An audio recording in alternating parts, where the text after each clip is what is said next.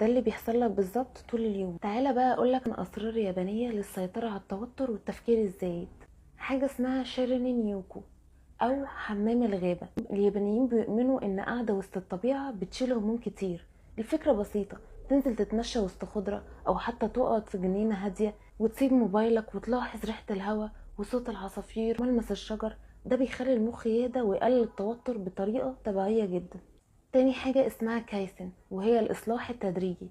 بدل ما تحس إن حياتك محتاجة تتغير كلها مرة واحدة، اليابانيين بيمشوا بمبدأ خطوة صغيرة كل يوم، حتى لو رتبت درج واحد أو صلحت حاجة بسيطة، وده بيدي عقلك إحساس بالإنجاز وبيقلل التوتر. تالت حاجة اسمها أوريجامي أو فن طي الورق، هي بالظبط اللي كنت بتلعبها وانت طفل.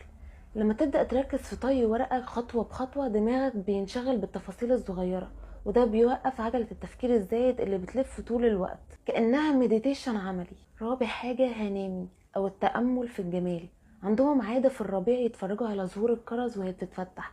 الفكرة انك تقف شوية وتبص لأي منظر بسيط وجميل حواليك، وردة أو غروب أو حتى وش شخص بتحبه. كتابة المشاعر، اليابانيين بيكتبوا اللي بيضايقهم أو بيلخبطهم على ورق. مش لازم تبعت الكلام ده لحد، مجرد الكتابة بتخلي دماغك يفرغ الشحنة اللي جواه. إيكيجي أو سبب الحياة، وده مبدأ فلسفي، وهو انك تسأل نفسك ايه الحاجة اللي بحبها وبعرف اعملها ومفيدة للناس. لما تلاقي اجابة بيبقى عندك معنى، والمعنى ده بيقلل القلق ويخلي تركيزك على الحاجات الايجابية وبس. واخر حاجة اوشينكو او طقس تطهير قبل النوم.